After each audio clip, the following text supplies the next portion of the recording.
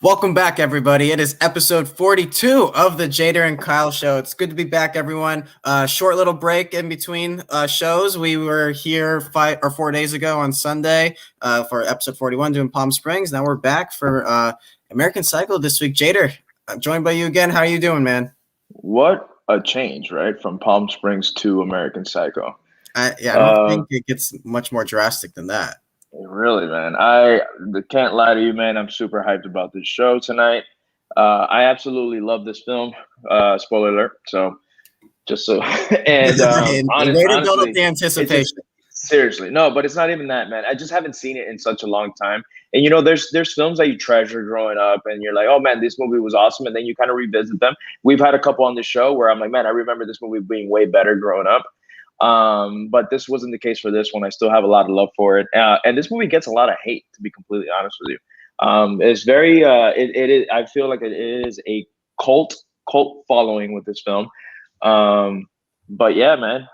So what have you been up to? What have I been up to? Well, you and I yesterday. We were on Chance's podcast. It's seen you way too much this week already, dude. I know, right? And you invited me to Miami this weekend. What are you doing? I did, man. I did. I know. Well, it's my buddy's birthday, so yeah. He said he wanted to have a small get together, and you hit it off with him when I made the list. That's crazy. You made the list, yeah. I know. I mean, there's people that he's known for 15 years that didn't make the list. So imagine that. Oh, what the hell, man? That makes me feel very special inside, Maybe I have to go at this point. You always seem to leave your mark wherever you go. Which was the case yesterday. Yesterday we did the top 5 show with Chance. His topic was superhero portrayals, and I really dropped a big one in there right away. So we're not going to reveal that, but go tune in to Chance's show if you want to see Jader and I on another podcast. And then tune in on Monday to the A to Z show. I'm going to be on that show with Eric Zant. So we got a lot of stuff coming up. Stay tuned for that. But today, Jader, we got a big show going on. You want to set this up? Absolutely, man. We have funny enough, haven't seen this man in years, but I've known this man since middle school. So without further ado, we have Mr. Alex Miranda here joining us today. Hey. What up, man? Alex. It's been a long time. What happens in the world? It's freaking crazy, man. How again, I've known you since middle school. We obviously, we were friends, but it wasn't like we were best of friends or anything like that. A couple of things I'm going to bring back to you. How I had you for I don't know if you remember. I had you for computer class, and me and you bonded over corn. You were a corn fan, and you were an orgy fan. Gordon was. I remember. Oh God, that brings me back. Orgy. I was obsessed. It was the only thing that I would talk about back then. I promise you, it was the only thing you would talk about. I remember he would do the morning announcements in both in middle and in high school, and every time it was Jay Gordon's birthday, he gave it a little special shout out and all that stuff. So it's really funny stuff because oh my God. Yeah, man. I have my yearbook. I had my name, Alessandro J. Gordon Miranda, like actually imprinted on the book. Yeah. And I like a year ago, I thought about it and I was like, you know what? I took a picture of it and I tweeted it to Orgy, something like that. And then I tweeted about it and I felt so sad. I was like, oh, guys. And I find it like so. Alex, I want to ask, man, being on the morning announcements, did a lot of people come up to you and say that you're doing, or was it like, nah, I don't listen to announcements, but you're great at it? Because I feel like that's how it was in high school for me. People were just like, yeah, we don't pay attention to the announcements. Wait, hold on. I couldn't hear it. Cut off for a second. Say that one more time. Well, like, how was it, doing the morning announcements? Were people actually paying attention? There's like, I know at my school people don't pay attention to the morning announcents, but no, I feel like anybody paid attention. Jader paid attention clearly because I love it. He was the only one, Jader. You want to know what's crazy, and I'll tell you the truth. And I should have just gone for it. I did the morning announcements in my elementary school, so I was part of the TV production program in elementary. I did it for 4th and 5th grade, and I guess I got the it's not cool thing. In middle school, and you know how middle school we care about what's cool and what's not cool, and I just never followed through with it, and I honestly regret it because I love doing all this stuff, and that's honestly why I didn't. Yeah, it's why I didn't. I didn't follow through. Then I did it in middle, and then I did it in high school, but I didn't do it in elementary school. I'm actually surprised that I did it in elementary school, but I think I was like too shy back then. Oh man. But yeah, dude. So obviously we you know the we know that you did it in again in middle school and high school. Now you're on Deco Drive. So talk to me about that journey. How did that happen? What's up? What's up? What's up? Clearly my connection's not very good, but I think what you had asked was how the journey from the morning announcements to Deco Drive, or what you do now. How long? Yeah, I can go on for an hour, so I'll try to sum this one up in. I'll try to sum it up in like, what do you want? Like maybe 1 minute. We got a Sunset alumni over here saying waving hello to you. Oh my God, Natalie! Oh, you can do that. Yeah, absolutely, man. Oh my God, I love that she's watching. Yes, I love her. She's actually dating a friend of mine, like in my circle. Wait, I haven't seen her. I know I haven't. No. I'm just saying I haven't seen her in years, and then she's dating like a close friend of mine now. So now I see her pretty often now. It's pretty crazy. And I haven't seen her since we graduated high school. Wow. And we never got a reunion. High school reunion. No. That blew up. Like it was supposed to happen. I was one of the admins for some reason. They made me an admin because I guess I still keep in contact with a lot of people from high school. And you know, everything got too pricey. Like a couple people bought tickets and then it just blew over. It was supposed to be in Coconut Grove, I remember. I really wanted to go. I was really excited for it. And then here's to the 20. Here's to the 20. But to answer that, right, exactly. To answer the question, it actually was my TV teacher in high school that I didn't take it that seriously. I like in middle school, I had fun with it. I mean, I was just, you know, I've always kind of been somewhat of a performer, so I had a lot of fun with it. And then because of that, in high school, I took it again to have fun with it. And then my teacher, Mr. Cruz, one day pulled me aside and with Mrs. Freeze, and which I never had a class with her. Yeah, we never really communicated. I never had a class with her. So, but then had pulled me aside one day, and they brought me into a room, and it was a very official. I felt like I was really in trouble or something like that. I don't know what happened, and they both said, Alex, if you don't pursue this, you're making a mistake. Like you, and I'll never forget that they said you have the stuff to make it all the way. And absolutely, man. And I was like, what? And I never really thought about it like that. But then when they said that, I thought, is this something that I should really try? And so from that point forward, I started to really think about it. I took it more seriously.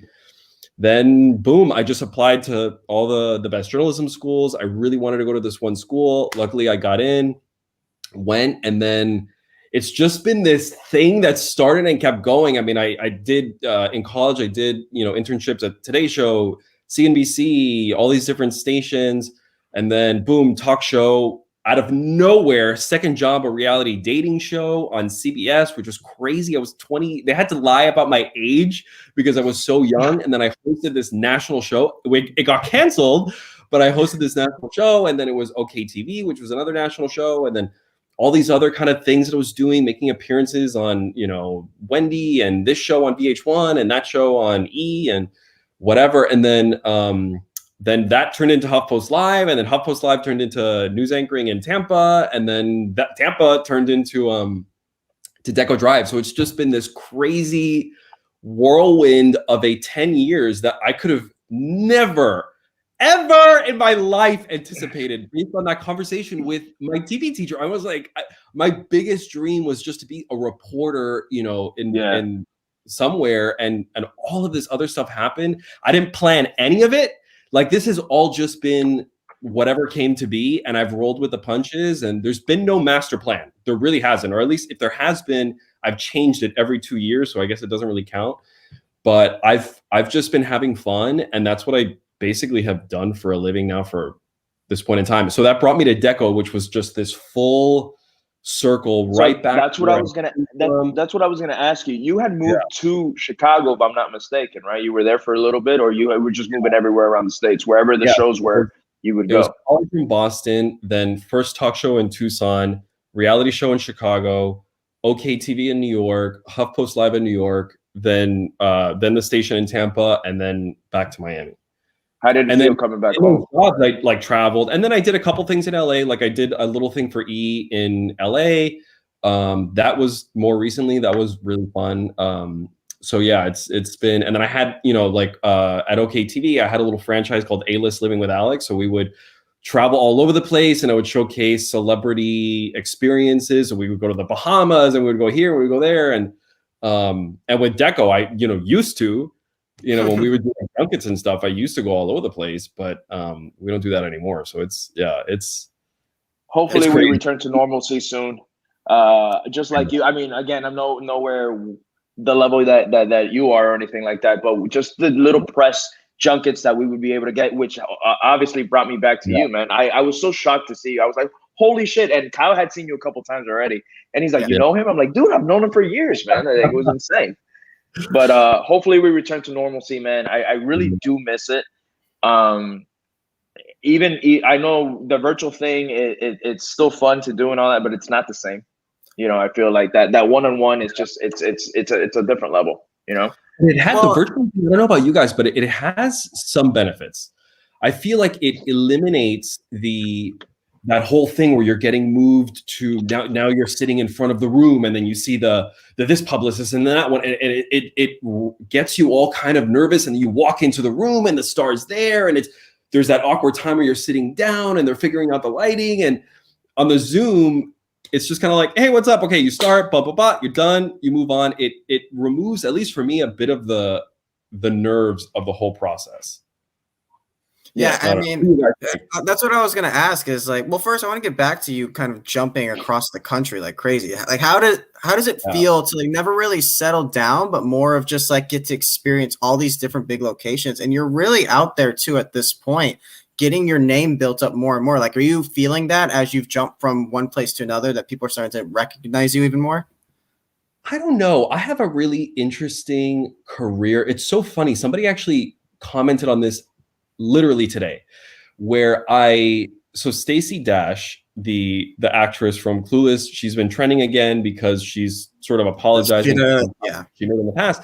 And an interview that I did at HuffPost Live with Janet Hubert, back in what year was that, 2016 or something, she came on and she spilled all kinds of crazy tea. She called Stacey Dash a media hoe, and it's all of this stuff. I remember all that, man. And somebody tagged me in it today because another account had posted that clip, and that clip is years old. So I had shared it on my Instagram story, and somebody commented, and they're like, wow, you have the funniest career. You've been in all these different places. And I'm like, it is sort of funny. Nobody has any recollection of it. So I've done all these jobs that are, when you look at them, sort of high profile. And OKTV was nationally syndicated. We aired in every market in the country. HuffPost Live, we would break news every day. Like Trump during the election tweeted one of my interviews with Mike Tyson, and like just all these, and there was the reality dating show, which is a national show, and nobody knows who I am. I have 7,000 something followers on Instagram. I mean, the scheme of things, it's nothing. I've really stayed under the radar this whole time, and I think it's because I've actually analyzed this a bit, that this career for me has been just about experiences and having fun. And so in a way, it's really, and I don't know if this is bad, but in a way it's been almost self-serving. Like I've used television as a means to experience the things of life that I've wanted to experience, to open the doors that I've been curious about, to see what's behind them, but not in this grand, like, I'm going to be, I was about to say Matt Lauer. Okay, let's update that one, but I'm going to be the host of the Today Show. I don't really work like that. I'm just like, what's fun to me now? What's interesting to me now? So there hasn't been much of a thread. So I think that's why people haven't necessarily followed me in all of these things, or my name isn't really much of a name, because I've just been going, kind of calling it a day at the end of the day. I don't know if that sounds good or bad, but that's sort of what it is. No, I mean, it kind of seems like you really enjoyed these experiences at this point. I think that's what's most important, is like you're having fun at your job. And I think when you go from any job, if it feels like work, then that's when everything starts to weigh down and slow down. But if you're having fun, you just keep moving on and on from there. And I feel like that's what you're kind of experiencing at this point. I want to get into like the interviewing process. Like when you first interviewed a celebrity. Can we? My bad to interrupt. Can we give him that quick shout out? That's my mom number 2 right there. She's watching the show. This is mom number 2. Well, your mom's watching? Oh, Not my mom. No, my best friend's mom. Maria is my best friend's mom. He actually went to Sunset. I don't know if you remember him. His name is Tony Gonzalez. He actually passed away. The Wi-Fi. So that was my best friend. At the wrong. Yeah. No, it's bad. It's all good, man. Don't worry about it. Wait, I saw somebody. Maria popped up on the screen, and then it cut off right after. Yeah. It's my best friend Tony's mom, right there. Oh, yeah. Love Alex watching, always on Deco Drive. Love his character and his. Oh, thank you, Maria. That's so sweet. Thank you so much. Man. That makes me. That's mom number 2 for me right there. So, see, that's got to be nice to feel. But jumping back to that, Alex, is like when you get to interview, starting to interview famous people, right? What was the first time like for you? What were you expecting walking into it? Because I know where I was feeling. I was like, man, celebrities, I don't know what they're going to act like when you walk in there. And I don't know about you, but I felt, and Jader, you too, I kind of felt like I was nervous at first, but then everything just kind of sets back, and then I was fine. And that's how I've been ever since. But Alex, I want to get like your input on this. How did you feel walking into that? Of course, my Wi-Fi cuts off again, but I got you guys back. So my input on interviewing a celebrity. I'm scared to change the Wi-Fi because I feel like I'm going to lose you guys altogether. So I think I'm just going to see what it is. I mean, whatever. It doesn't matter, man. We roll with it. If you feel like it's going to be a better connection, then just do it. It's fine, and then we'll get you back on if we need to. Don't worry about that. I'm going to keep going until it becomes too much of a problem. So interviewing a celebrity, first time. Yeah, first time. Like, how was that experience like for you walking in there? And who was it? If you don't mind, if you mind, like, who was your first celebrity that you interviewed? There's a couple versions of that question. There are a couple celebrities that I had quick little interactions at an internship. I don't know if I really count those. My first real one that was actually at a job was I'm forgetting her name, Miranda from Sex and the City. What is her actual name? Anyway, Kim Miranda. Cattrall? What was that? Kim Cattrall? No, Miranda. No, Miranda. I thought you said Samantha. My bad. Slow down, guy. Come on, Jader. Hold on. But that's not movie. Is it a movie question technically? Is that Cynthia? Is that Cynthia Nixon? Cynthia Nixon. Boom. So we got it.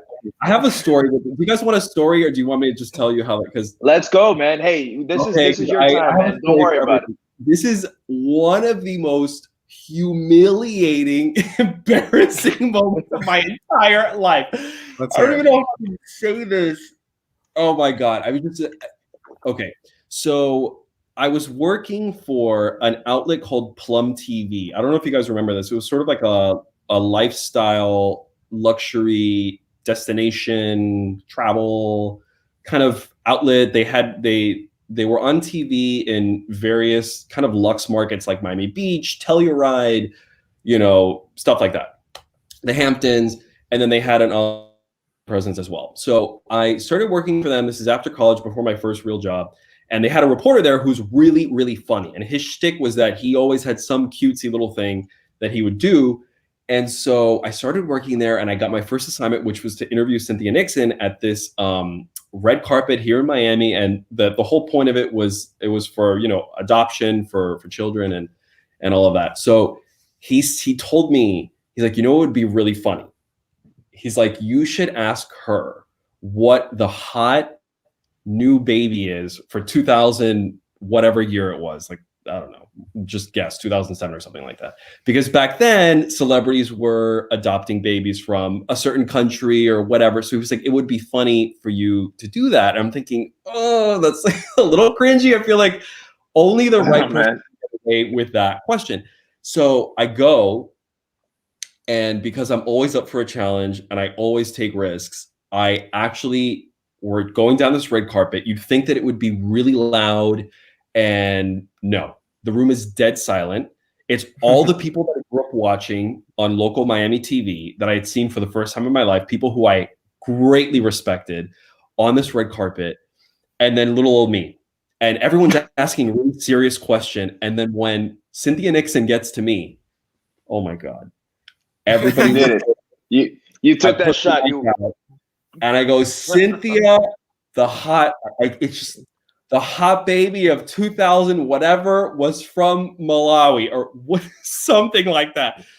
What's the hot baby of this year? And she looks at me and she has no idea how to react. I mean, she's so shocked. And everyone in the room is like, what did this say? And then she gave me best answer ever. And it made it all okay. She looks at me, she thinks about it, and she goes, you know, a love. Oh no. Oh my gosh! What happened? He's like stuck in thought right now.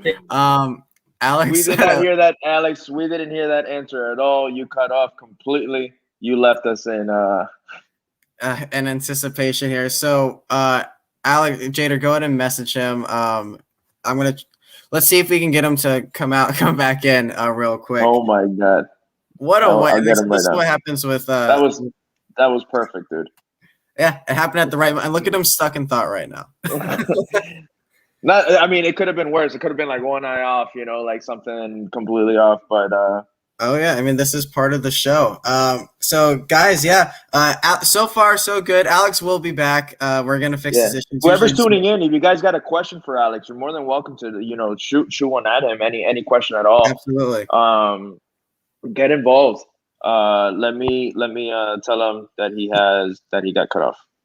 No, I think he knows. He logged out real quick. I'll let him, and when he comes back again, he has the link, so don't worry about it. Yeah, so go ahead and message him, let him know that just click the link again, maybe change his Wi-Fi at this point. But yeah, guys, if you have any questions for Alex, please put them in the comment section. We can do a rapid fire thing. Anything you want, and we will get to American Psycho at some point. We got plenty of time right now. So otherwise, Jader, how you doing, man? No, it's going great, man. It's such an interesting story. I told you, and I knew it. You know how he said that the teachers pulled him aside and he thought he was in trouble and whatnot or whatever. You can just tell from the very beginning, because even when he was doing it, because I used to be like the head guy in my elementary school when I would do the morning announcements. It was like, oh, Jader has to do it. Jader's going to do it. Jader's going to do it. And I remember that when I saw him in middle school, I'm like, man, this guy does it like way better than I do, And again, I wasn't shy. I didn't care. I liked doing it. Always loved movies, always loved production, TV, all that stuff. So there were some times where they would have me, like doing the camera, and I was always like pissed off that I wanted to be in front of the camera instead of behind it. But he's always had it. And I knew he was gonna like have crazy stories for us and all that. So a lot of fun. It's not over yet, guys. Stay tuned. Yeah, Jader, go ahead and tell him to click technical the difficulties. Yeah, technical difficulties. Yeah. It's funny because when I was in elementary school, we had television announcements at that point, and I wanted to get involved in that. So I was doing camera stuff and behind the scenes stuff. And one day I pitched, can I be the weather guy? Can I be Kai the weather guy? And it worked. Like, Yeah. Yeah, it was just one of those quick little segments where they would say, all right, now we're going to cut to Kyle. And I'm outside and I go, the sun is out. And then that's it. And we're right back to the news. Just something really fast. I miss those days. Little quick cuts. Yeah, that's awesome, dude.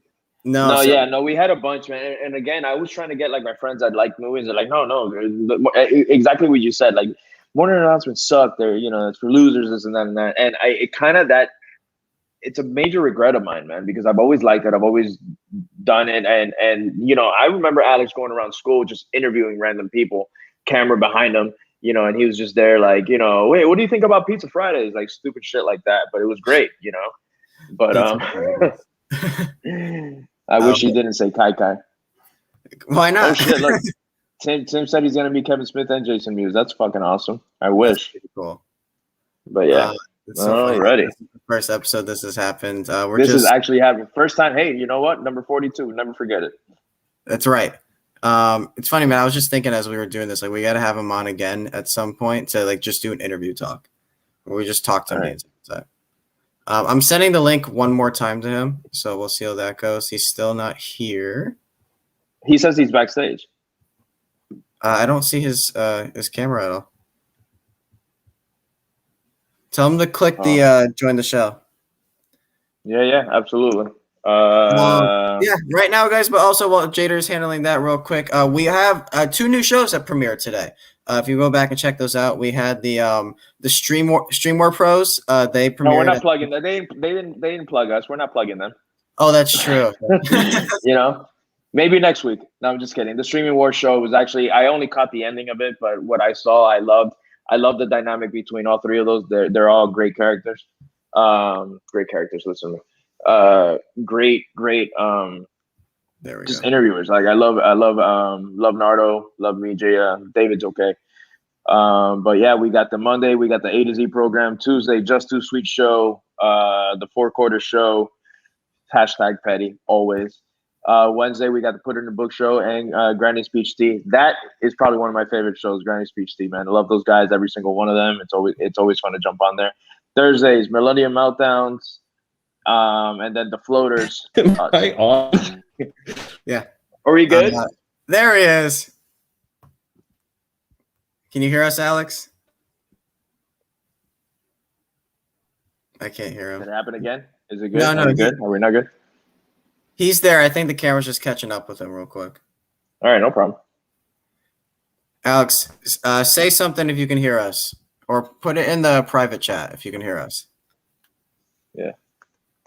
But otherwise, oh my God, we got movement. Keep going. Keep going. This is what happens with a live show. But it's okay. Oh, he's gone again. Oh, he just asked me, "Am I on?" And I said yes. He was on it. All right. So we're still, going through this real quick. But yeah, the 2 new shows premiered today, Millennium Meltdown and the Stream War Pros. I'm interested to hear how the Stream War Pros even formed in the first place, because I thought that was an interesting combination of people that were together. I never expected. Yeah, it's a good dynamic. I like it. Very good dynamic. In the chat, Natalie just said, she said, damn, I have an old tape somewhere in storage of Alex interviewing Jonah, Maddie, and some of the drama kids and random people after high school in the hallways with my cam. Oh, we got I need that. Matty's one of my boys. Jonah, she's probably talking about Jonah Bland and Matthias Schmidt, man. Those are my boys. Oh, well, Matty, I haven't talked to Jonah in a very long time. But a lot of fun, man. Hold on. He actually told me that he is jumping on again. So just give us a minute. Sorry about this, guys. We can't control the Wi-Fi. Oh, here Natalie, we go. If you have it, email. There it is. There Are you doing it it from your phone? I did it from my phone. Forget it. I did it from my phone the whole time. Oh my God. No, it's all good. So you left us literally with the anticipation. As soon as you were gonna say the answer, it clocked, and we even had people like, "Oh, on the best part." Okay. So I left you guys at right when she was gonna respond to me. Okay. Right when she was gonna say the answer. Yeah. Yeah, literally right there. So I asked her, "What's the hot baby of whatever year it was? It was the Malawan baby last year. Which baby is it this year?" Again, to set the scene, everyone is shocked. Nobody knows what's going to happen. And then she looks at me.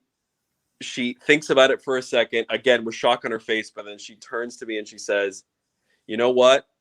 A loved baby is the hot baby of 2000, whatever year it was." So it was the most beautiful comeback, and it made everything, the whole awkwardness of what I had said before, it kind of made it all okay. So ended up being a great bite. So it ended up being a great story, and that it kind of relieves the tension in the room, right? Like tension in the room kind of broke everybody. Exactly. You got to get them laughing.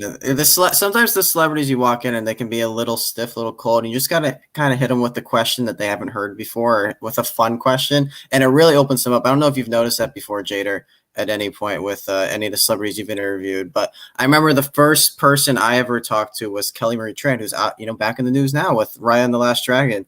That was the first person I ever talked to, and she was like she seemed timid at first, but as soon as you asked the first question, she was so nice and welcoming, and like I was rooting for her career ever since then. So I don't know if you had that same experience at all too, Jader.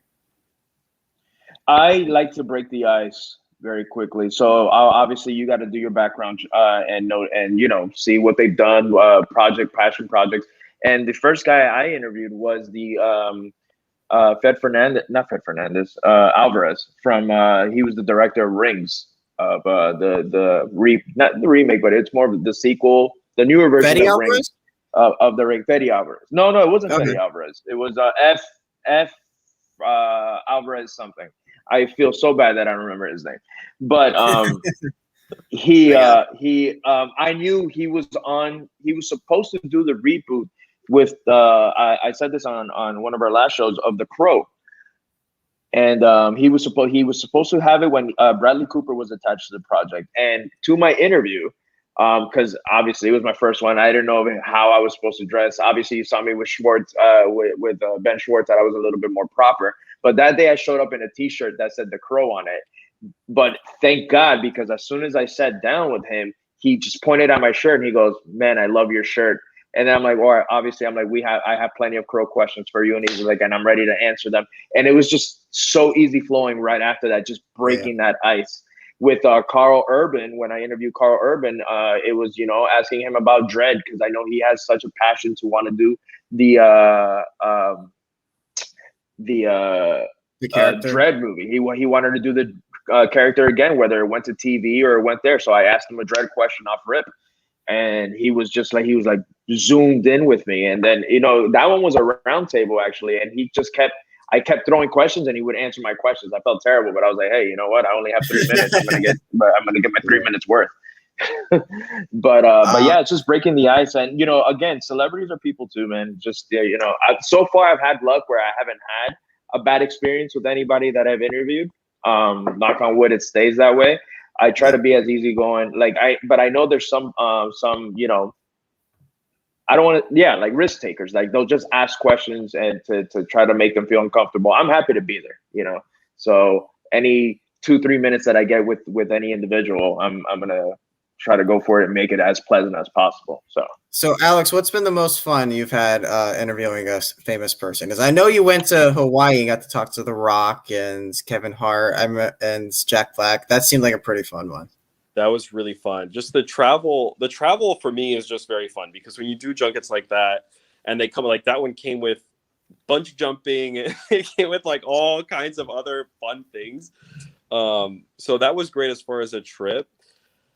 It's so hard. It's so fun. As you guys know, it's so fun interviewing so many different people. I mean, some interviews are more standard. You don't really get much with the Zooms, but there's so many. It's really hard for me to pick one. Did you do the bungee jumping when you were you able to do it?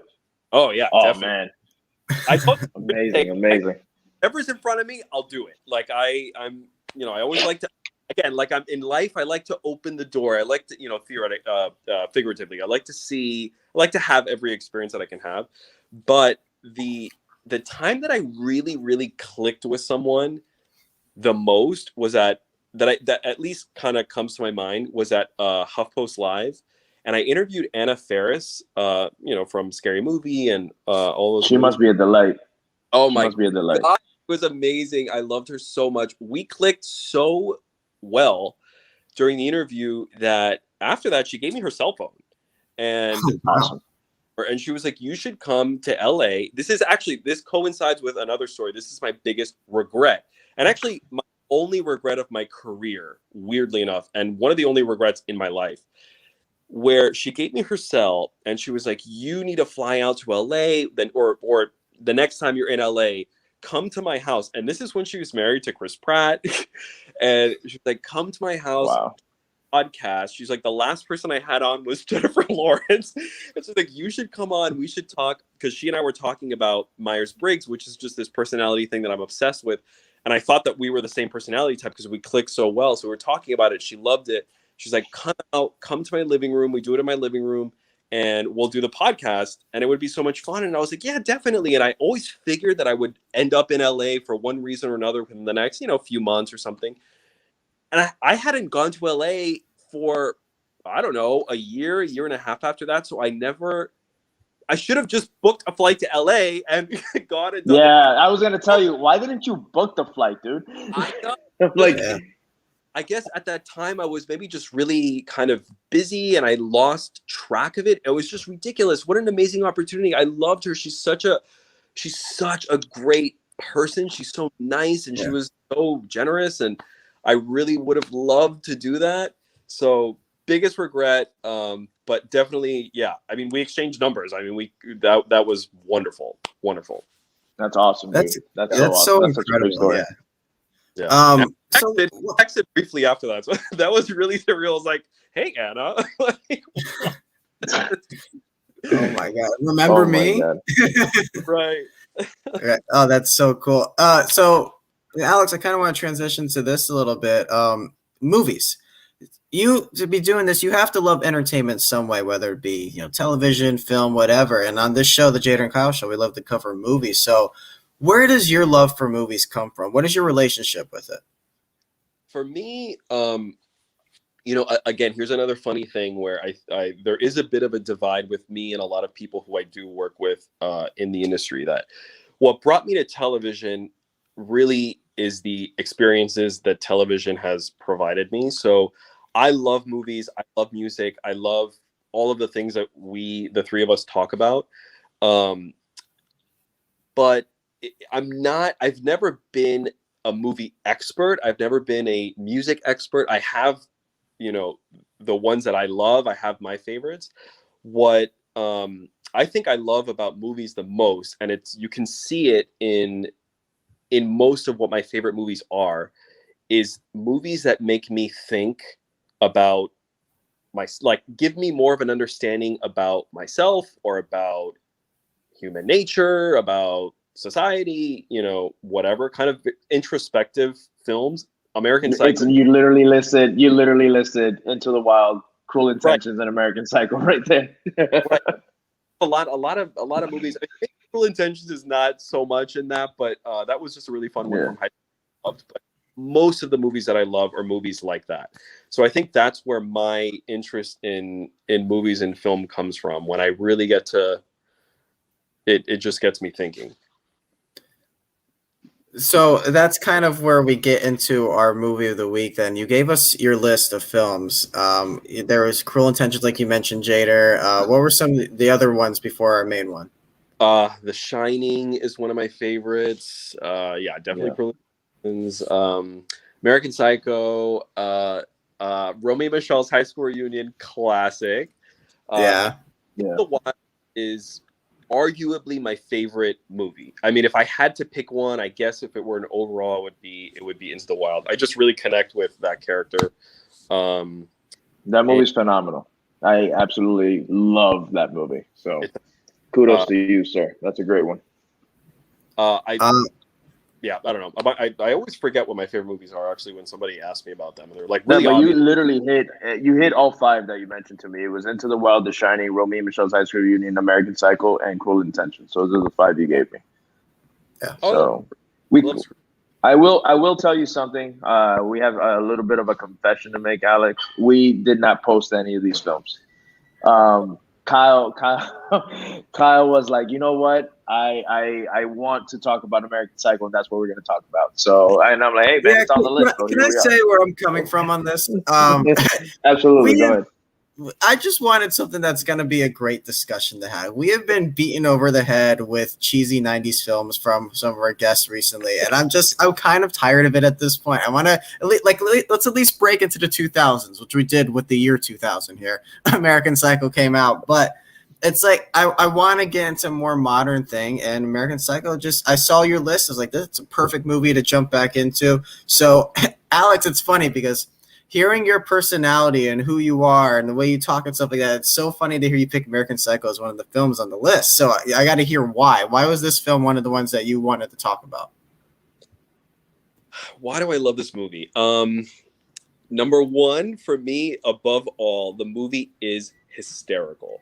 For me, it's a comedy. Yes. I mean, it's a dark comedy. It's absolutely a dark comedy.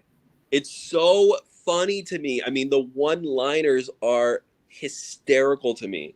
I love the fact that it's really like a satire commentary on how these privileged, men of means, of, you know, family connections and all that in New York, you know, how they can get away with murder, you know, in a figurative sense, but the movie takes it to a literal, you know, place. So there's a lot of interesting commentary on society and what the top of society looks like and how it functions, and I love that.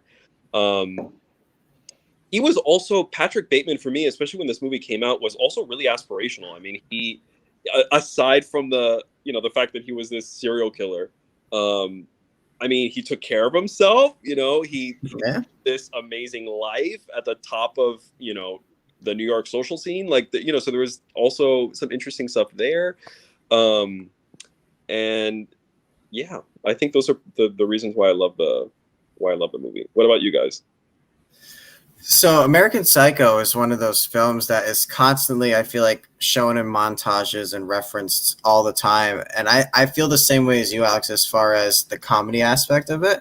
There's so much, if you're looking at it as a horror film, you're not going to enjoy it. Even though there is horror aspects to it, that's not what the film's about. The film's about dissecting these people who, like the top 1%, and how they have this darker side to them, and it's kind of exposing that message to it. And I feel like the best part about this film is Christian Bale. I feel like Christian Bale, which we'll probably get to once we get into categories, this is one of his best performances. It is so mesmerizing to see him go through his routine in the morning and see how he interacts with people. Clearly he's just cut off from everyone, from society, and he's not like everyone else, but he's trying to fit in the most awkward way. And I'm laughing every time, but I'm also having like such a chilling time, because the first time you watch this, you don't know what this man's capable of. What's he going to do?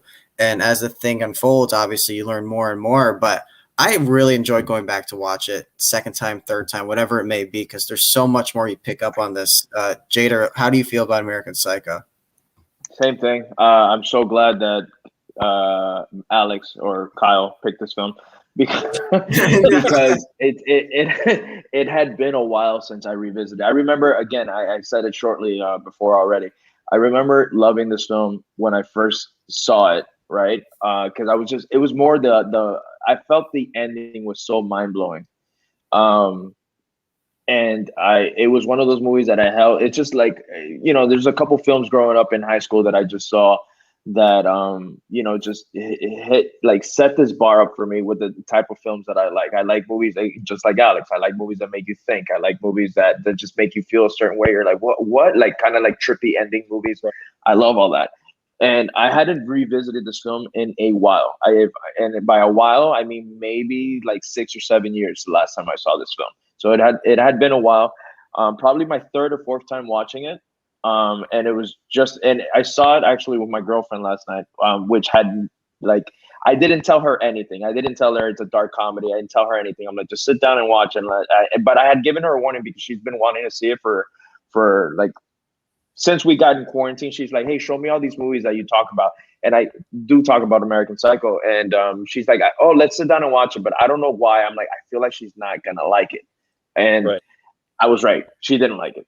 She was one of the few that she was like, you know, we saw it yesterday, and then she was just like, not for me. I see the appeal, just not for me. But again, I told her, I'm like, did you see this as a horror or as a dark comedy? She goes, I thought it was a horror, and there was nothing scary about it except for this guy mutilating people. And I'm like, but that's the point. I'm like, it's supposed to be in a comedic way. I like this like film is essentially like Bateman. He's just such a great character. And one of the things that I love is that he's the one upper. He's always trying to just be better. Even in the dining room, not the dining room, so the restaurant scene in the beginning of the film where he's talking about how he's with Reese's character, and then, but you know, I know she's screwing this guy on the side, Bryce on the side, but I'm having sex with this girl, and then they're talking about, you know, what's wrong with the world, and he just kind of like ones up and talks about, you know, poverty and wars and, you know, helping the homeless. And the very next scene, this guy is just, he kills, you know. Sorry. Can you hear me? Are we good? I was like, all right, yeah. You know, please. No. We're good. No. It muted me. But but I love that he was just trying to, in that conversation, they were saying, well, what they needed to do. And he was like, no, this is what the world needs to be better. And he just said it out of like just to one up that person during that one conversation that they had, because the very next scene, he's talking about helping the homeless and he murders one right after that. And then at the very end, it kind of goes back to like where the character goes at the very end of the film, where he does the confession. I mean, we're jumping everywhere here, but he does the confession, right? And then he talks about they're watching Reagan on TV, and they're talking about, again, political things. And then they look at him and he's like, hey, Bateman, what do you think? Because he gave such a smart answer in the beginning, and he's like, whatever, because he was just like worn out, didn't care anymore. I thought it was just, he's just such a intriguing character. Absolutely. He's one of the best to be put on film, to be honest with you. What I want to comment on, because you brought it up, and I think it's a really important part of the whole American Psycho story, is how some people hate it and think it's horrible, and some people love it. And the movie is so misunderstood. And I remember when it was first advertised for it to be in the theaters, it was advertised like a horror movie. I mean, but how can you even really advertise it otherwise? It's sort of hard to get it in a minute or a minute and a half or whatever.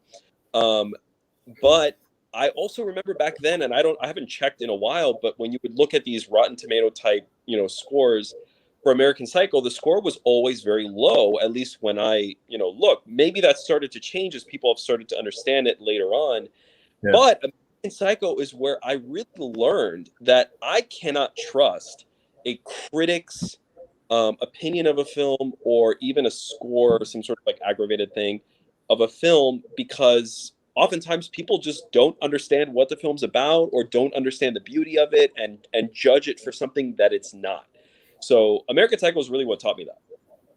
No, and this is part of the reason why this site, Pop Culture Pros, was created. It was because all these films were getting shit reviews, and shout out to Steve. He was like, I want to do a site where it's the people's voices are being heard. Yeah, we consider critics now, yeah, but we tend to be, there's times where we can be harsh on a film or whatever, but this is like, we don't have a checklist like, oh, if it doesn't have this, or if it doesn't. No, it's like, what do we feel when we watch this movie? Do we get it or not?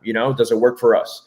So that's the reason why Steve started this website. So I'm kind of glad you actually just mentioned that, because this site, what we're trying to do is not be that. We're trying to like give movies chances and be like, hey, benefit of the doubt and all that stuff, even though we have shit in a couple movies here.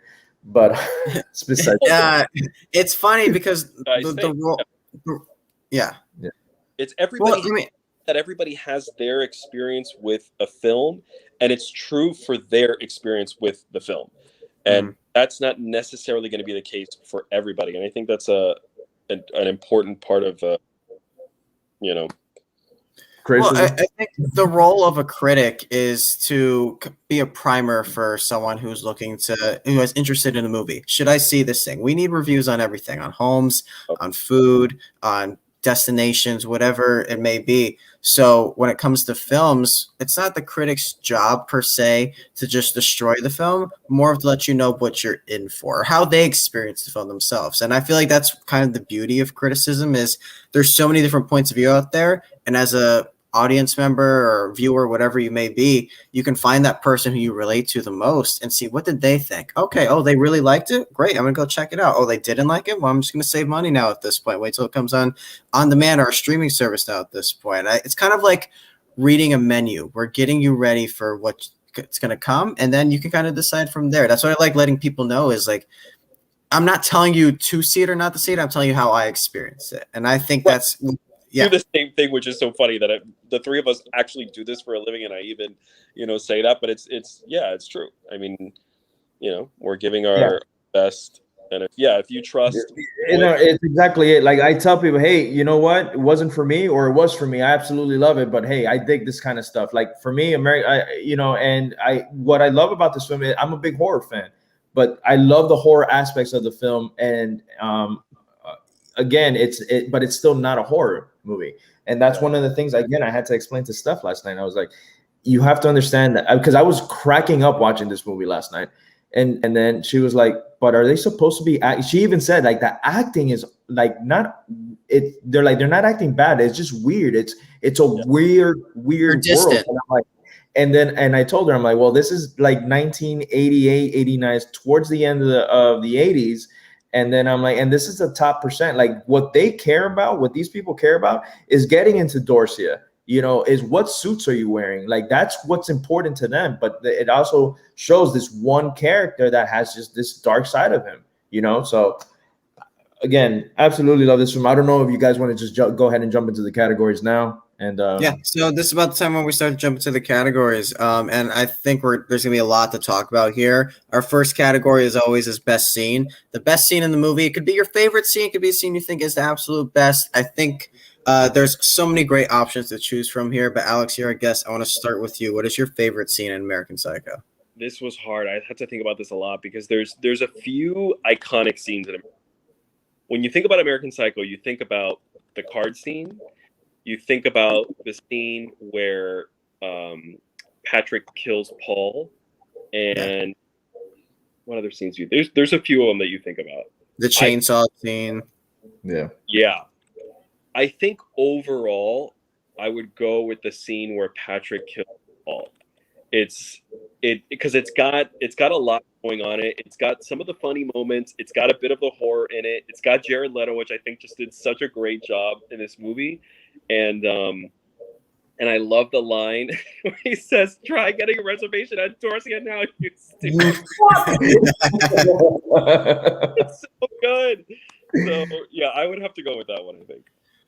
That's actually my pick as well. I'm just gonna jump in here and say because I think that this is one of the more, like when I was talking about the montages that this movie is involved in, this is the scene that pops up all the time. When you hear of what are the best needle drops in film history, Huey Lewis in the news playing Hip to Be Square while Jared Leto's getting brutally murdered is one of the most memorable moments of a song in a film I can think of at this point. And his moves, man. His moves are incredible. The way he's describing Huey Lewis and like their history and how I didn't think their album Sport was as good, but then when this one came out, and it kind of describes his character. If you listen to the lyrics of Hit to Be Square, it describes his character as he's going along. You know, he's trying to, have the best suits, gets his hair done, all this stuff. He wants to look as good as possible. It's hip to be square. So I really enjoy that scene. It's one of my favorites too. Jader, what's your pick for this? It was that, but you know what? I'm gonna go with the card scenes. Okay. I absolutely, just to talk about the scene a little bit, I absolutely love this scene because it's them, vulgarly speaking, it's them like basically measuring dicks. They're like peacocking the hell out of it. And it's them, they're showing the card, and the way that Bateman just gets so triggered because he's like, I can't believe Bryce, likes Van Pan's card more than I did. And then he's talking about the color of the bone, the eggshell. And then he looks at Paul's card and he goes, "Oh my God, it even has a watermark." Like the way he's spazzing over a card, man, it's bizarre to me. But it's so well acted by every single person in that room. So it's a scene that definitely sticks out. Alex, again, you had mentioned it. But yeah, it's again, there's so many scenes. And Kyle, you had mentioned the chainsaw scene. That's another one that could have very easily been like best scene in the film. So there's a lot. I again love this movie. Go ahead, Alex. One thing about the cards, one thing that's also important to the story of his story and what they're kind of telling in this movie is this idea that basically all of these men, these Wall Street guys, these finance guys are almost interchangeable. And there's this theme where nobody can remember who the other guy is. They all have basically the same haircut. They wear the same clothes. They wear the same glasses.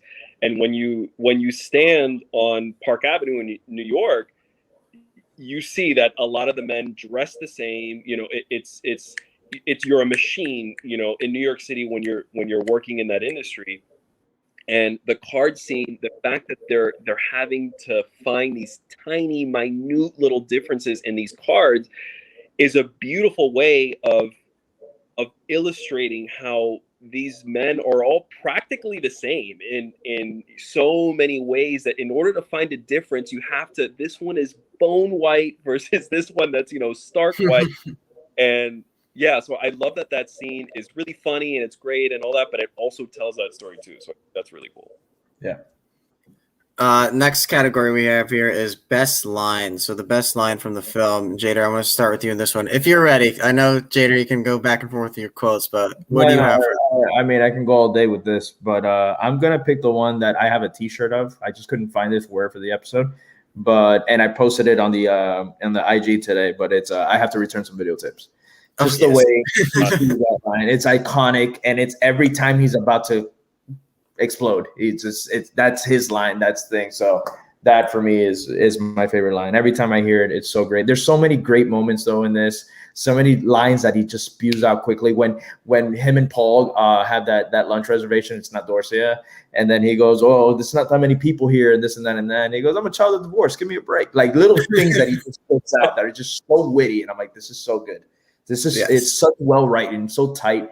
And I want to know if most of it, or not most of it, but how much of it was probably improv that wasn't even scripted, that this was just them the dome. It's one of the interesting details that I have later on, but I can say right now is that most of this script is word for word what's in the book.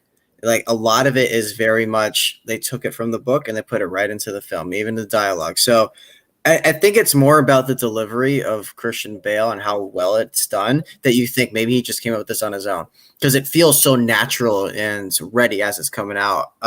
Alex, I'm going to jump to you now. What is your favorite line from this film? So as you guys know, I was originally planning on being on the laptop. So I'm on the phone now, so I can't access my notes. So I'm going to have to go through my memory on this one. I was going to have them all, in front of me. But I love the line. There's some lines that aren't really that memorable, but for me were just delivered really well.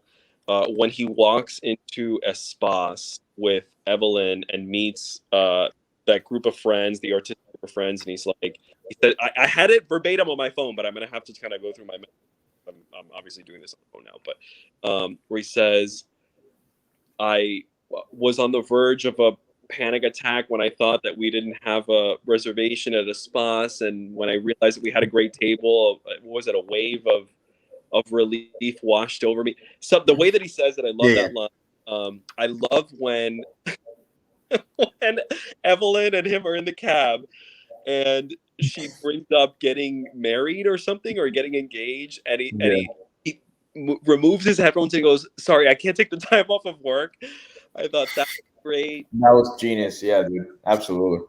And oh god, there's another one that's, oh my gosh, yes. Again, not most of these are kind of forgettable lines, but the other one that makes me laugh every time is when he's at the dry cleaner and he runs into that woman who he sort of knows, not really, and she wants to go out with him at some point, and she offers some date, and he's like, "Oh, man," he's like, "Next Saturday," and then she says next Saturday. Oh man, I have to pull it up. Sorry, it's like a whole dialogue back and forth. I think you guys know what I'm talking about. Yeah. No, let's go on a date on Saturday. He's like, busy. Sorry, I can't. I have a matinee at Les Mis, whatever. So there's just so many of them. But fortunately, my pick comes right after he goes to Paul's apartment after he's killed him. He goes to his apartment to let him know, hey, he's not going to be here anymore, and he's going to be out of town. And he says, "There's a moment of sheer panic when I realized Paul's apartment overlooks the park," and there's a pause there. And he goes, "And it's obviously more expensive than mine." It gives you a really good insight into his character. He's just brutally murdered someone, and all he's thinking about is, this apartment is probably worth more than mine. These details are so great that they throw in there. And once again, the biggest narcissist ever, man. It's so beautifally put, man. And once again, I was gonna say, and then I just saw that Steve, whatchamacallit, Steve put it where he's like, "Well, I'm into murders and execution mostly." And when he spazzes like that, or when they're like, "Oh, do you want me to read your belly?" He's like, "Not if you want to keep your spleen." Things like that, man. I was just like, bro, this guy is crazy. So good. The child of divorce. Yeah, there's so much to draw from in here. Yeah, No, child of you guys divorce is a wanna funny know line. my girlfriend's favorite line that she said was hilarious? What? What'd She she wrote, say? Christy, get on your knees so Sabrina can see your asshole. Sabrina, don't just stare at it. Eat it. My girlfriend, ladies and gentlemen. Great choice by Steph. Casting what ifs. So there's a lot of interesting behind the scenes details of what happened in the production of this, and I got a couple of small ones. First off, Keanu Reeves was offered the lead role in this film. Obviously, he turned it down. Would have been way different with Keanu playing this part. Oh, absolutely. Yeah, Ewan but McGregor. it would have been great. Actually, no, it would have been great. Yeah, he would have done a great job. Would have been a good fit, I think. Right after The Matrix, at that point where he's like at the top of his game, I think it would have been really good. We also have Ewan McGregor was given the role, but then he turned it down because Christian Bale urged him to. Christian Bale said, "No, you need to turn down this role," and then obviously Christian Bale ended up getting it. I think that's a great little detail right there. That's really. And then I got a long story, a long story about how everything kind of summed up in this. So listen to this. Okay. When Lionsgate picked up the rights to the film, Mary Herron, the director, was set to write and direct. Initially, she considered various actors for the role of Patrick Bateman, including Billy Crudup, who was offered the part but turned it down, Ben Chaplin, Robert Sean Leonard, Jonathan Schleich, Johnny Lee Miller, and Jared Leto. Eventually, Herron offered the part to Christian Bale, who accepted. The producers tried to talk Herron into casting Edward Norton, but she refused and was ultimately allowed to cast Bale, but only on the proviso that she cast at least two other big-name actors in supporting roles. To this end, Herron hired Willem Dafoe to play Kimball and Reese Witherspoon to play Evelyn. However, the story gets more interesting at this point. After they had agreed to appear, Lionsgate told Mary Herron they were going to make an offer to Leonardo DiCaprio to play Patrick Bateman. Herron told them that if they did, she would leave the project, which is exactly what happened. Oliver Stone steps in to direct this film and replace Herron. Working from a script, blah, blah, blah. Stone was set to cast James Woods, Cameron Diaz, and Elizabeth Berkley, and Chloe Sevigny. I don't know who that is. Isn't she in the movie? Yeah, well, she is. She's Jane. She's the Jane? she's the assistant. Yeah, or something like that. Yeah. Oliver Stone also decided to keep Jared Leto on in the project. However, DiCaprio left the project to go shoot The Beach because what was her name? Gloria Steinem convinced Leonardo DiCaprio not to do it, which is another great detail right there because his fan base was so young at the time, coming off of Titanic, that she didn't want him to go and start brutally murdering people in a film because that's not his fan base right there. So he left the project. Oliver Stone ultimately left the project as well after DiCaprio left. So that's when they hired Mary back. They hire Mary back. She brings back all her entire cast, and that's what we have today. That's insane. That's great. Knowing Leo's acting chops, could he have pulled this off? Absolutely. But at the time, coming off Titanic, that would have been because I hate The Beach. I think it's his worst film. That's one actor that I think I've seen every single one of his movies, and I adore him. I think he's such a fantastic actor. But that's the one movie that I will never see again. I've seen it twice, and I'm like, I can't get into it. I really don't like that film.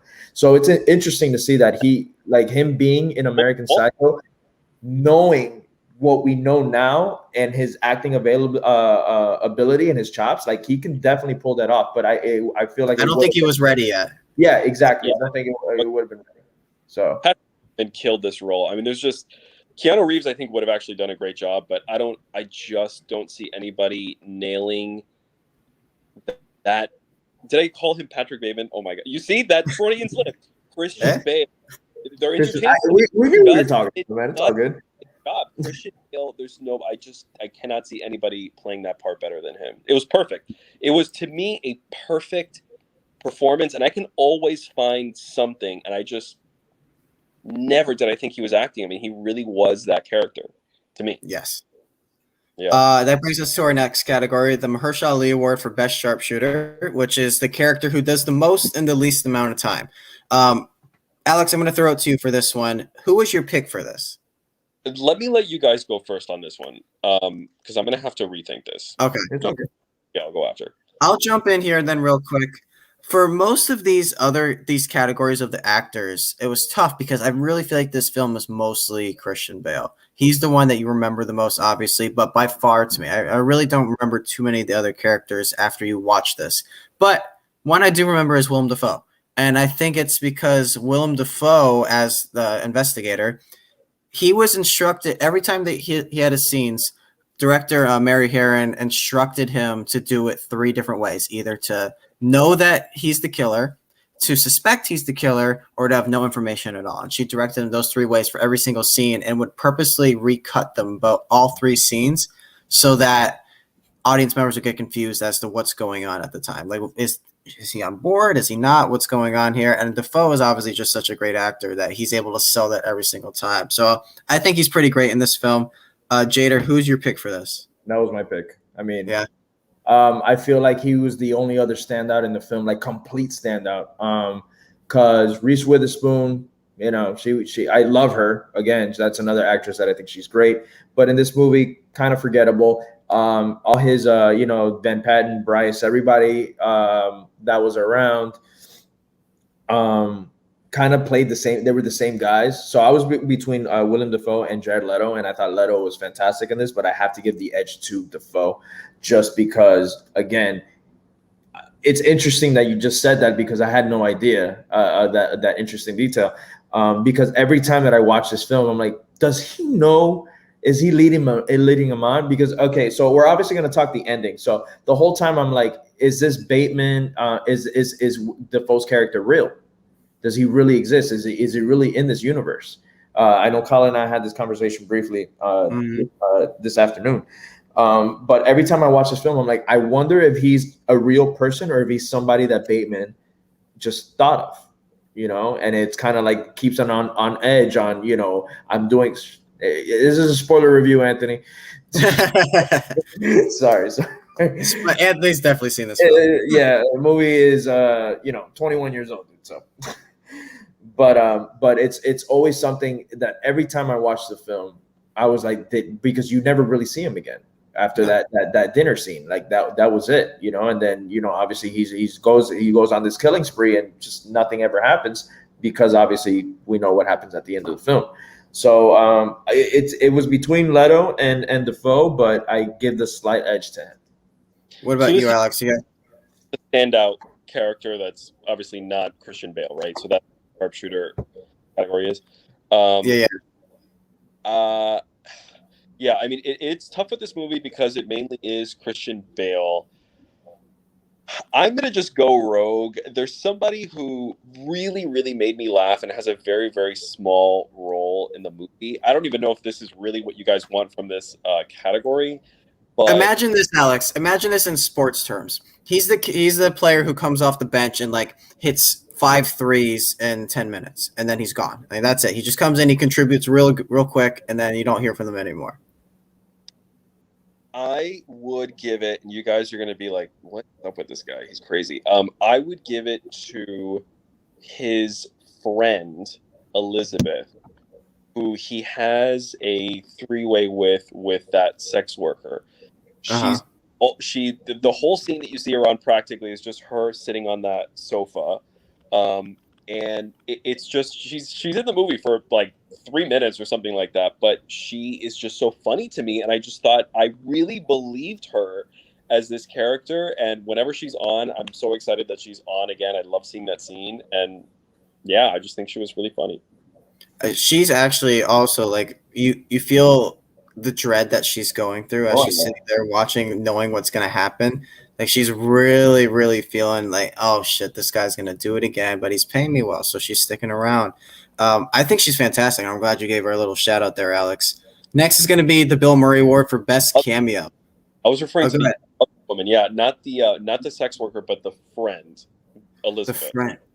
Or is that sorry, is Elizabeth? No, Elizabeth, you're absolutely right. Elizabeth, you're talking about Christy was the one that gets killed by the chainsaw. And then there's you're talking about Elizabeth. I know you're talking about. Yeah, her. Yeah. Okay, sorry about that. But yeah, this goes next to the Bill Murray Award for Best Cameo. Alex, did you have a pick for this? A character who's like just barely in it, but they're you remember them right away. I guess that would be it. There really aren't that many. I mean, the cast is sort of small in this movie. I really didn't know how to answer this one. I guess it would be Chloe Sevigny. I like that she was in the movie. I don't know. I really don't know how to answer this one, to be honest. I think there's a really good pick for this, and I think Jader is going to take it. So I'm going to let you go ahead and say it, Jader. Who do you think is the Bill Murray Award winner? I actually have for the Bill Murray. It's just because that scene makes me laugh so hard. But I actually picked Matt Ross, man. I know you. Oh, wow. Yeah. Which plays Lewis, which is the guy that in the bathroom obviously admits that he wants Bateman. I thought acting from both ends there was so fantastic, and it was while you're watching that I'm like, there's something the way he's trying, like even the part when he's putting the body the body and he goes, Bateman, is that you? He's like, no, Lewis, you are mistaken, it's not me. Like that again, that those quick whips or whatever, but that bathroom scene, that you think he's gonna go kill him, and it just turns into something completely different, bro. I laugh out loud every time I see that scene. So that was actually my quick picture, because I thought he was hilarious in every single scene that he was in. I actually went with I got a funny pick and I got a good pick. So the good pick is what I'll start with. Reggie Cathy, who is the homeless man who Patrick Bateman kills. Yeah. He's a legend, not a legendary actor, but he's a very well-known actor. He just passed away a couple of years ago at this point. And I don't know that. What's going on? What's that noise? Do you hear that, Jader? Yeah, I hear it. Is your audio messed up? Because when you guys Probably. Can you hear us, Alex?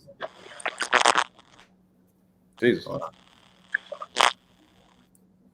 Here, I'm gonna mute you for a second, Alex, just to hear what happened. All right, yeah, it's him. We'll get back to Alex in a sec. I'll just unmute you when it's time, when you're ready to talk. But Reggie Cathy, who is the homeless man in this film, I think he's got a great scene. He's really a famous actor. I remember seeing him in stuff like, oh, Alex is gone. I remember seeing him in stuff like House of Cards. He popped up he was in bad movies like Fantastic Four, stuff like that. But here you feel he's actually really good. He's really good in this film as this homeless man who he's getting stabbed. He gets stabbed, but you feel his emotion as he's just saying, like, I'm cold, I'm hungry, but you're a good man. Thank you for giving me money, for giving me something. And his life's just ended right there. So kills him right after that. And then the dog too. Like, good God, man. Oh, Steph literally cried, and I'm not talking like almost wanted me to take off the film because it was so unexpected for her. It hurts, right? Yeah, she was not having that whatsoever. Like, legit cried like it was the ending of like La La Land type shit. Yeah, well, you hear whenever they put in that squeal from an animal, that hurts so bad. It's the worst. And also, like, I got scared too towards the end of it when the cat gets picked. The cat with the ATM feed me. Oh my God. But also Huey Lewis in the News or Phil Collins, they both qualify as cameos for this. I honestly was thinking about putting I was jokingly gonna put Huey Lewis as the apex, to be completely honest with you, but it's Power of Love for them. It is Back to the Future. But that was I think we're gonna need to have a discussion about that once we get to Apex, because that is on the list. That is on the docket. We are waiting for Alex to get back. Anthony said we're underwater. That is true. That's weird. His audio just keeps going in and out like that. Sucks. But we're gonna get him back. He's not done yet, guys. That'll take us to the Gary Oldman Everyone Award for Best Overacting. So this is the character who does the most and the least amount, or who is basically 80% insult and 20%, or 80% compliment, 20% insult. Jader, did you have a pick for this? No? Honestly, I was going to put Christian Bale, but it's part of it. Like it but I don't even I have him for 2 awards, and this was one of them.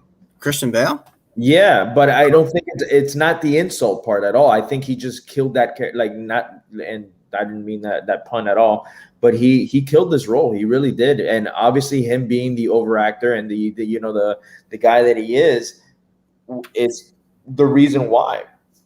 But I feel like it is overacting what he's doing, but he's just, it kind of like Carrey in film. I know you don't like that comparison because you're not a big Jim Carrey fan, but Jim Carrey, when he goes overboard, but it works to his benefit. I felt like this was the case with Bale. I feel like, yeah, it was done on purpose, but he did it so well. So this is the part of the show where this is not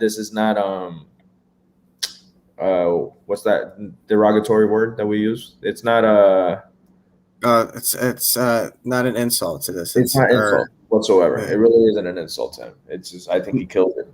I love it. No, go ahead and check your message real quick, Jader, if you haven't already, just to see where he's at. We're still waiting for Alex to come back. I'll go ahead and go right now. I had a couple picks for this.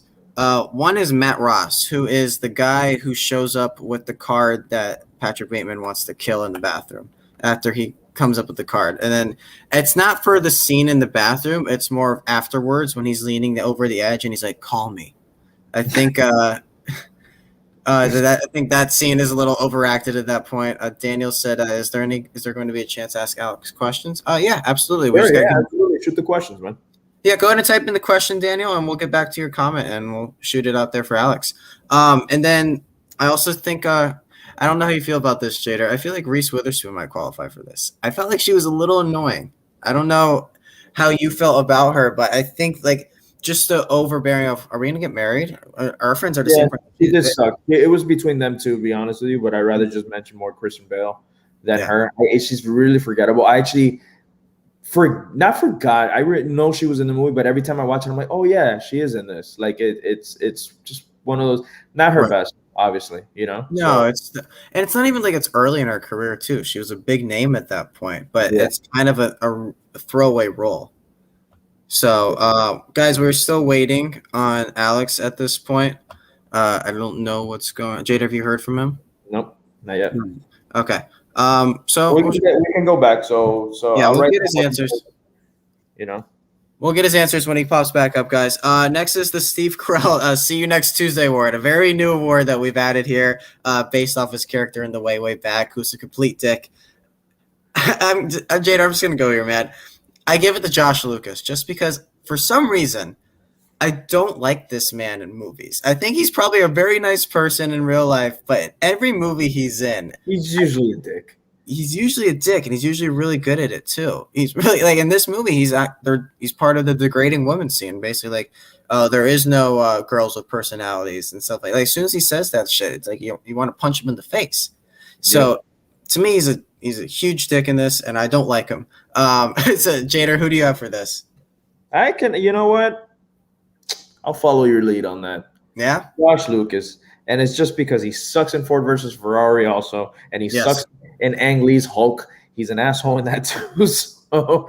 So yeah, I mean, again, him and Justin Theroux, like I feel like they kind of are the same characters, but even Justin has some really like that funny scene when they're doing the Coke and they're mentioning that it has sweet and low in it, and then he wants to jump over and beat the guy. Like that was even funny for me, Mm-hmm. So you can't give him the See You Next Tuesday award. But yeah, Josh Lucas just has no redeeming quality in this film. He sucks throughout.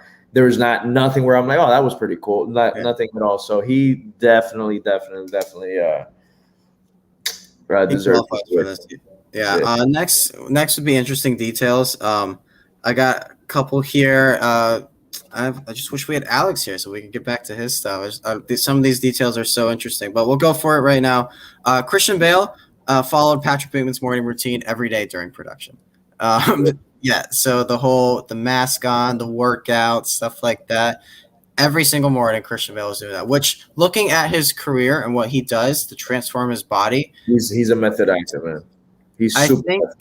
I think he's like the modern day chameleon of an actor. Like Daniel Day-Lewis does the same thing, but he doesn't act anymore. Bale really commits himself to every single role he's in. So to me, I think that's such a interesting little detail right there. Also, Christian Bale at the scene with the chainsaw, in between takes, he would just put a sock on his dick. And that's it. He wouldn't get dressed. He wouldn't put a robe on. He would just put a sock on his dick and walk around, which probably today wouldn't fly. But I think that's pretty funny. Huh? Yeah, no. I said we live in different times, buddy. Can you Oh hear me? yeah. Oh, he's back. Oh, There he is. Yeah. Did your The phone die? phone died.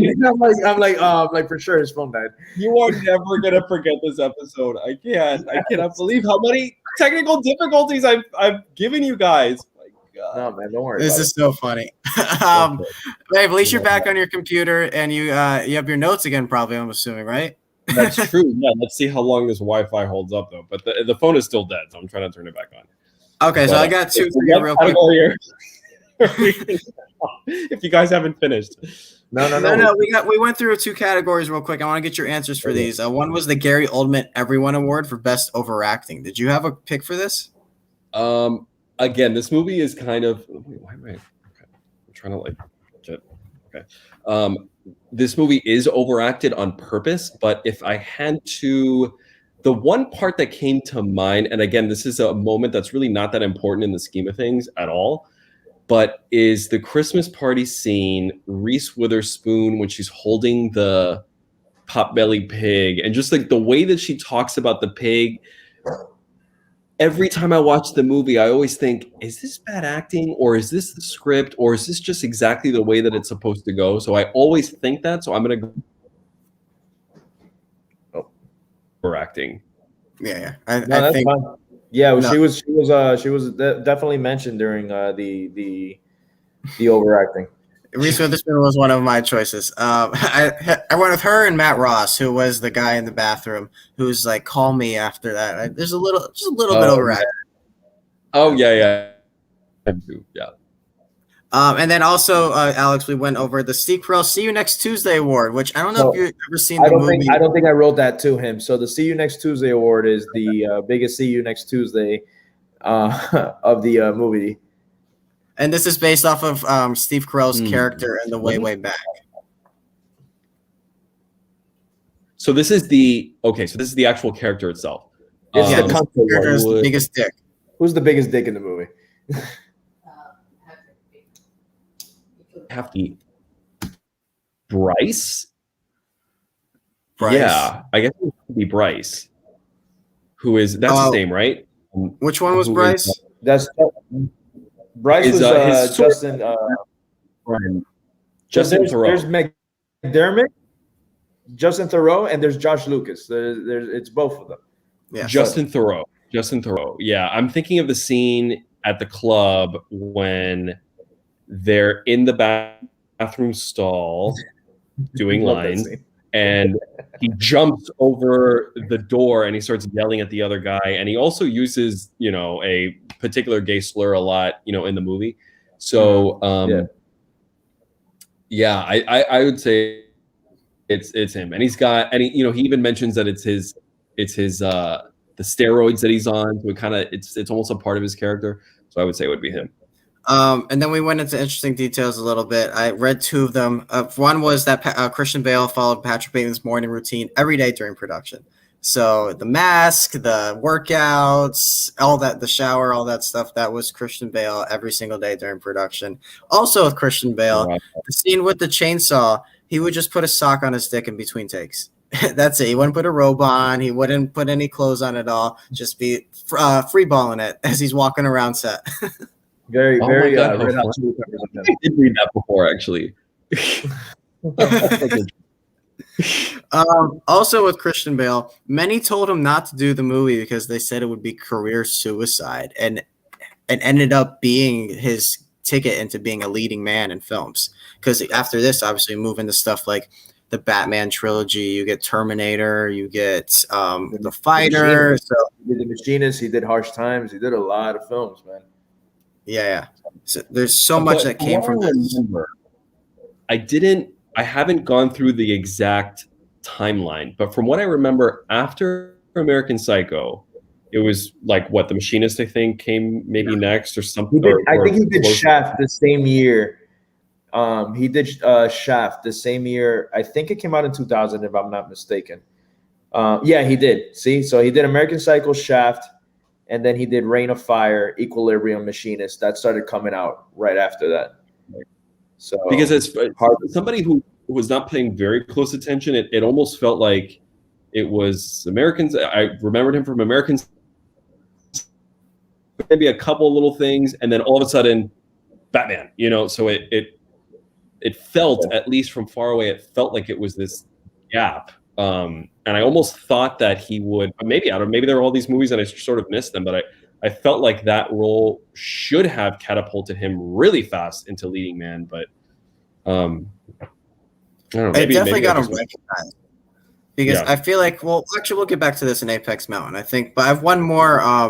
Good detail here, which has to do with like brands. So the film had various problems with designer labels during production.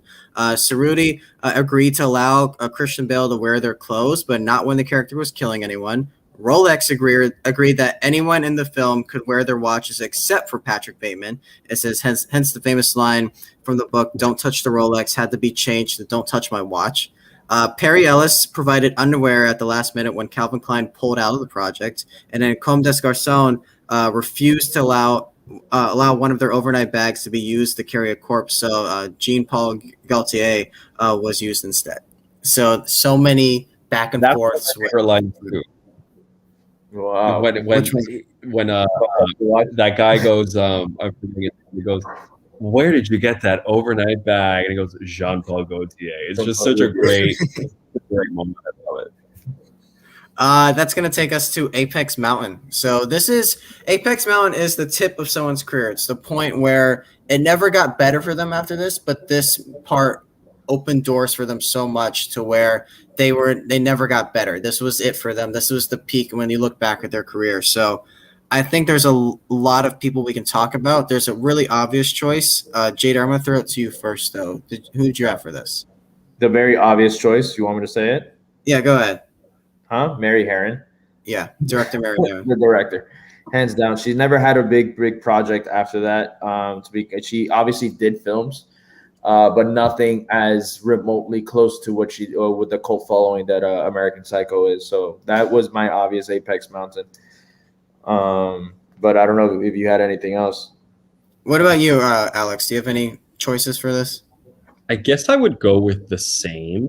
I mean, most of the cast have done very well. You have Reese Witherspoon, you've got Josh Lucas, Christian Bale, William Dafoe. All these are actors who have done very well even before or since. And then you have actors who weren't really big in I didn't know them in the film, to be honest, and I haven't noticed them after. So I guess I would go with the director as well. Yeah. Daniel, I want to throw out real quick in the chat. Daniel, if you have a question, please feel free to type it in. We'll get that out as soon as we can. As far as Apex goes, Christian Bale, I considered for his best performance at the time, but if we want to talk about how this category is defined, it really is The Dark Knight. Like, that was the peak of his career, and obviously he's still going. Like, he's gonna be in Thor coming up as a villain in the next Marvel movie, and he's got Ford versus Ferrari was amazing. The Fighter, dude. There is so many films of his that. Again, I really love American Psycho, and I think he kills it as Patrick Bateman. He's fantastic, but I don't think it's his best role. I think he's done better, even though, again, this is like top tier role. It's definitely his top in his top 5, could even be top 3 greatest performance, but I don't think it's his best. I don't think it's his best. What about this? Let me throw this out to you guys. Apex Mountain for business cards. Did it ever get better for business cards in movies? That was great, man. I think this is it, right? That was definitely it. Or the usage of Susudio. Yes. Phil Collins, or was it Tarzan? Tarzan soundtrack. Tarzan soundtrack hits, man. That soundtrack is amazing. You're right there. I was gonna mention Huey Lewis and News. Yes. It's Power of Love. I don't care. Back to the Future. Huey Lewis is the best. Sorry. So.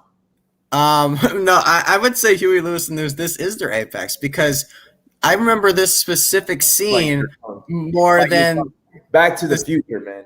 No, no, I think this is it. Which they're actually in the film. Huey Lewis and the News is actually in the movie in Back to the Future. Fine, you got a decent argument. I'll give that to you. And then finally, what about Axe Murders? Is this the apex for that, or is there a movie I'm forgetting? Or no, would it be The Shining? Probably Alex Miranda. I'd probably give it to The Shining. Or The Shining, you never really see anything too graphic, and this one you do. Yeah. But good argument there. But honestly, man, I just damn, I don't know. The Apex wise, I feel like it is the director and Samantha Mathis. The only other film that I remember in is she's in the Super Mario Brothers movie. She's Princess Daisy. Okay. Which And she's the one that he has an affair with. Yeah, Christy, Evelyn. right? Evelyn, yeah, Evelyn in the film. She's Princess Daisy in the Super Mario Brothers movie with John Leguizamo. Yeah, I know, man. Major throwback. I'm a movie nerd. I've been watching movies since I was a kid. So when we were watching the movie last night, my girlfriend's actually the one that pointed it out. She's like, "That's Princess Daisy," and I looked and I'm like, "It is Princess. That is Samantha Mathis. Holy shit!" One final category we got here is finally who won the movie. So when you walk out of this film, who won? Who's the person you're thinking of, or what are you thinking of? It's unanimous. Come on, it's Christian Bale. This is his film. Every time you think about it, again, T-shirts, quotes, everything about this is American Psycho. Is obviously he's the titular character in the film. But every time you think this movie, and even when you think axe murders or whatever, you think this film. And again, this shirt that I have is his blood.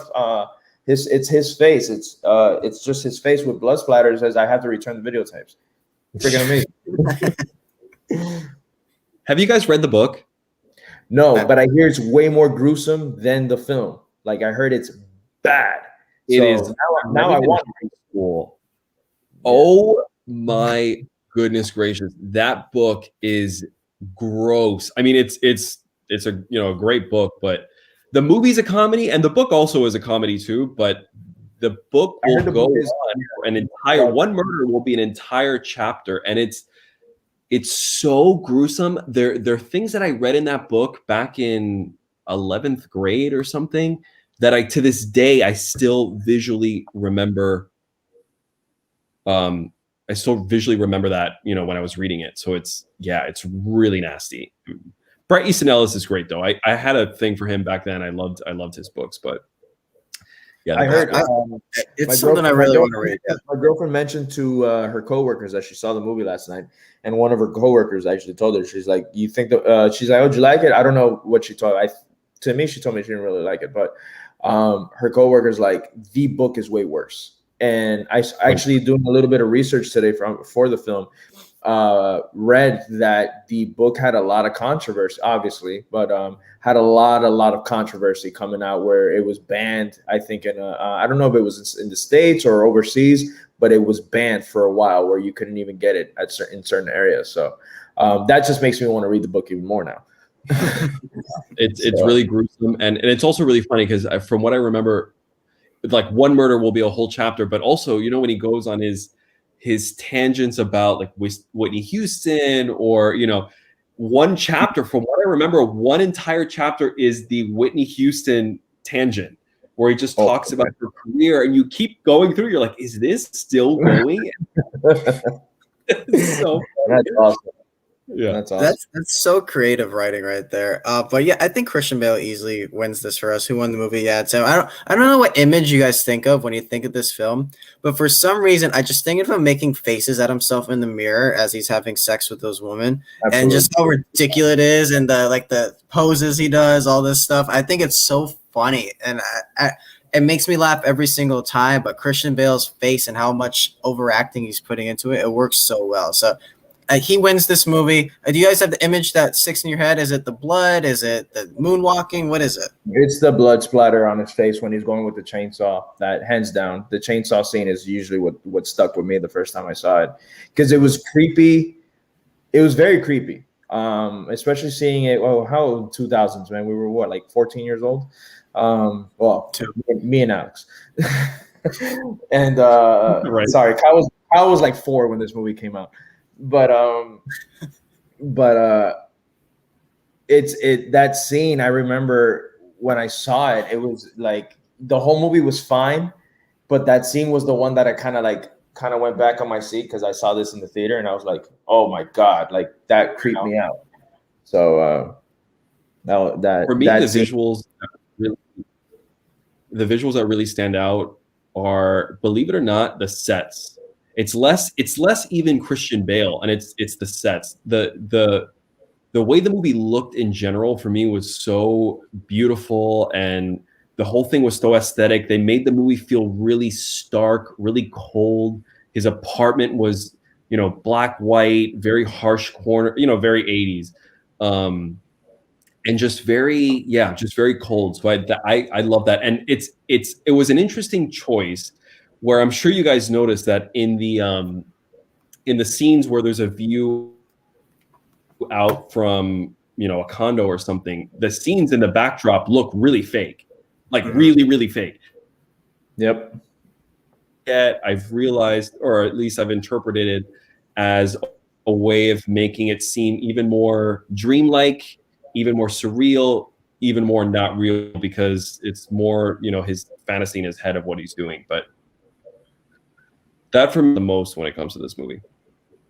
There's just so much that really can stick with you when you watch this film, and I think that's why it makes it so great. It's and one of the more rewatchable films I feel like we've done on this show, Jader. So excellent choice, Alex. And that's gonna be it for this episode of Jader Kyle Show. Real quick, Alex, you do have a question in the chat, Jader. You want to read it real quick? Absolutely. It's from Daniel Antonio Miguel. And it says, Alex, now that you've put down roots in Miami, is there any positive impact that you would like to make on the community outside of your career in reporting? Are there any important issues in Miami that you care deeply about? Two. Number one, the LGBTQ community, which even during COVID, I was able to do virtual stuff for SAVE, which is an LGBTQ organization, and Miami Beach Pride. But for me, it's really important. It's interesting on Deco, and I don't want to go off on a tangent. I know you guys have the. No, go. Hey, dude, this is your show, man. We're here for you. Thank you. But on Deco, we talk a lot about our personal lives, and we get really, really. Really, what would be the word? I don't know. We talk about a lot of stuff, on Deco, especially when I'm anchoring. And as a gay person, there's a moment where you really do have to make a choice. It's like, am I really going to be completely, honest with, or am I going to kind of skirt it and take a safe route? And I've never done that in my career, and I haven't done that now. So I always think about the little kid who's watching Deco with his parents in the living room, and they're having a little TV dinner, and on the sofa. And, Lynn and Shireen talk about this. I talk about that. It's all the same. There's nothing, remarkable about it. And for me, that's really important. It's like this, it's sort of like soft, I wouldn't say activism, but it's, yeah, I feel like it's making a difference in a very soft way. And also historic preservation. I love historic buildings. I'm enormously passionate about them. So once I really do settle in and I finally move into my house in a couple of weeks, I really want to get involved in, the historic preservation groups in South Florida. I know it's kind of random, but No, not at all, man. It's crazy because there's landmarks to certain people, obviously, that you care about, and there's certain places it's not like the alcoholic in me. There's like certain places like bars, like when Boogie. I don't know if you've ever been. Yeah, I'm sure you have, to Boogie Villas, to Boogies. And when they were talking about shutting that down, I was like, no, what do we do to save this place? Because it's a place very near and dear to my heart. It's actually where me and my girlfriend first started talking and stuff like that. So there's little things like that. So I understand that there's little areas where I'm like, what can we do to save this? This is a part of Miami. Again, that was it's considered the oldest bar in Miami.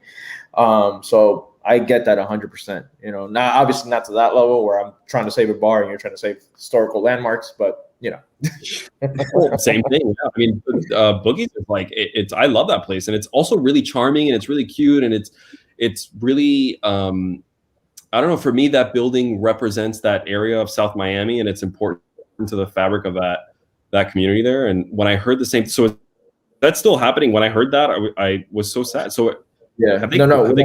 We're good. We're good. They're good. They actually, it's good. not what we remember it being, a late night spot, drinking and dancing. They actually kind of started turning into a family establishment where they have like food and it's just a very nice place to chill outside now. I haven't been since because I go to friends' houses, mostly going out in public right now. But yeah.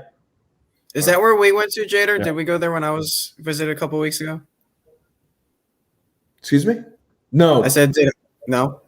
No. We went to, where did I show you around? I took you to Flanagan's. I took you to, okay, he lives in Vero, so he's never really in Miami. So I took you to Flanagan's. I took you to Sports Grill, and we went to go shoot some pool. That's right. That's right. And that's going to do it for this episode of. Oh, go ahead, Alex. Oh, I just said I love that question. Yeah. Shout out to Jader. Thank you very much for that question. Absolutely.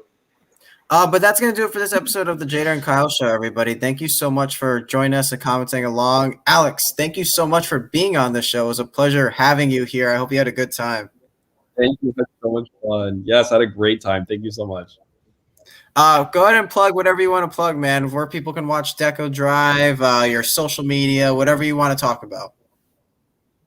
So Deco Drive, Channel 7 WSVN, every weekday and on Saturdays at 7:30 and 11:30. I'm on Instagram. I'm Alex Miranda, letter I, letter M, Alex Miranda. Same Facebook, Twitter. It's all the same. So follow me if you'd like. I'd love it. Awesome, man. Jader, any last things you want to say before we get out of here? No, man, just a very special thank you to Alex. I know we've been trying to plan this for a while. I know you're a busy guy. So thank you so much for taking the time. I had a great time. Love talking this movie. Thank you for picking an awesome movie. Yeah. And hope you'll join us sometime in the near future, man. Yeah, well, I'll make sure that the Wi-Fi is all good. I'll just be on cellular the whole time, and I won't mess with you guys like I did this time. So I feel really terribly about it, but we'll do it again hopefully sometime if you'll actually have me on again. I'll have it all good. No, I'll come to Miami. We'll do a live episode. Guest house here, man. You're fine. You're a permanent seat here if you need it. But yeah, thank you guys all so much for joining us, and we'll see you next time on another episode of the Jader and Kyle Show.